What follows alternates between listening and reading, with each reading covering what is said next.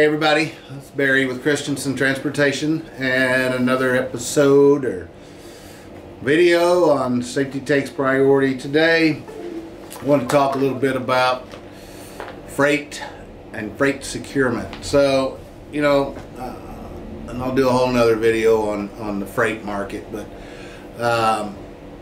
the economy changes, the freight markets change, and we go through patterns year over year, season over season of how much broker freight we take versus company freight. And really, when somebody's paying us to haul a load, that part doesn't matter.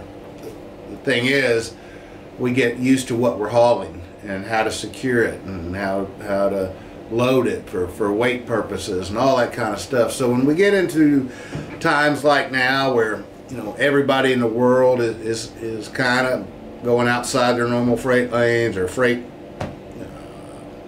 people they get it from, customer base, we're taking more broker freight than we have in a little while. Like I said, not that it's bad, they're going to pay us, but we get into hauling different types of materials. And over the last week I've had couple calls, so we're hauling stuff that's not palletized, but it's more like the top of this desk that's marble, and they've got these racks built, and they kind of slope it like that, and then it goes down to the floor, and we're not used to seeing that. We're used to seeing pallets of boxes or tires, whatever it is. Or paper rolls. You get 4,000, 5,000 pound roll of paper this big around. You got to know how to secure it, and you got to be able to tell the people putting it in there, here's what I want done. Because first thing that we're going to always do is err on the side of safety. We're not going to haul something that needs to be chained down on a flatbed trailer. Stuff with wheels on it that moves, stuff that's pipe. And some of the areas are they jump back and forth and say, and that they'll change the description, I guess, from aluminum ingots to scrap metal. Well, what's the scrap metal? Well, it's aluminum ingots. Okay. Well, that stuff is extremely heavy, very short amount of space, and it's got to be chained up. You hit your brakes with thousands of pounds of metal on a certain little spot, it's moving. And if you're strapped to it, it's pulling the walls of your dry van in. And if it goes to the side, you're going to go over. So, we've got to be careful. You got to know how this stuff's supposed to be loaded and secured. So, rolls of paper. Not a big fan of them, but, got to have it, I guess. But those things need to be on slip sheets.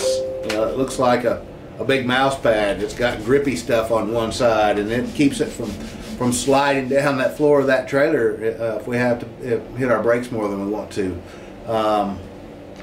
We've also got to say, typically those loads, all those loads, brokered loads, are live loads. So the driver's there, and you're the one in charge. You're the captain of the ship. You're the pilot of the airplane. You're the driver of the truck. You may or may not be responsible for the freight in the truck if you're an owner operator.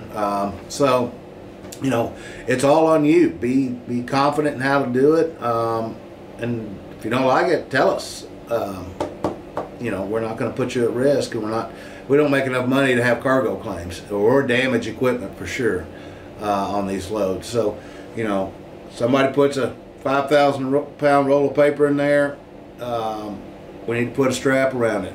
They put another roll, we need to put a strap around it, and then we need to drive accordingly, kind of like we're on ice or snow or adverse conditions, whatever you want to call it. Because if you hit your brakes with that, it's going. There's no slowing it down. It's heavy. So we got to keep the momentum, and that's what the straps are there for. They're not going to hold that load. They're gonna make it so you have to do something to move it, though, versus normal driving.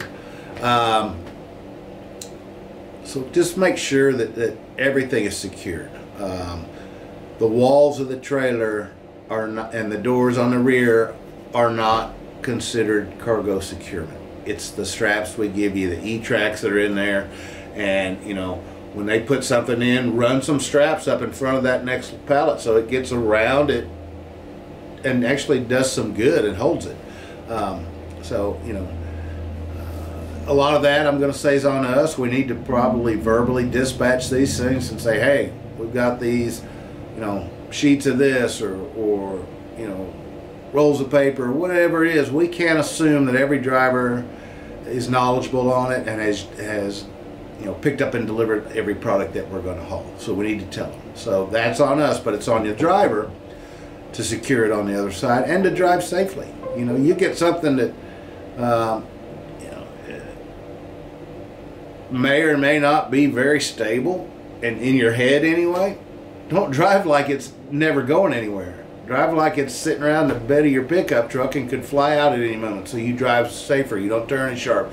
You don't speed up as much. You don't follow close and brake too hard. So just reiterate that. You know, it seems to come and go in waves, but you know, it's like I told the driver the other day. He had this whole underside of his truck, all the little aerodynamic things were broken, and they didn't just come off. They were broken. I said, "What happened?" Well, I backed over a curb to get in this shipper and it dropped down. There's nothing I do. It's, yeah, there's something you can do. Don't back over the curb. We cost more money replacing those parts than we made on the load. So let's be smart. You're there, not us. If you get into a situation before it gets bad, call us. Everybody's got a phone. They can video and say, here's what I'm looking at, Barry. And I'll say, okay, let's do this, this, and this. Or let's don't do that. Tell them to get a forklift and drive out to the street and get the product. So be smart and be safe. And thanks for being with Christenson.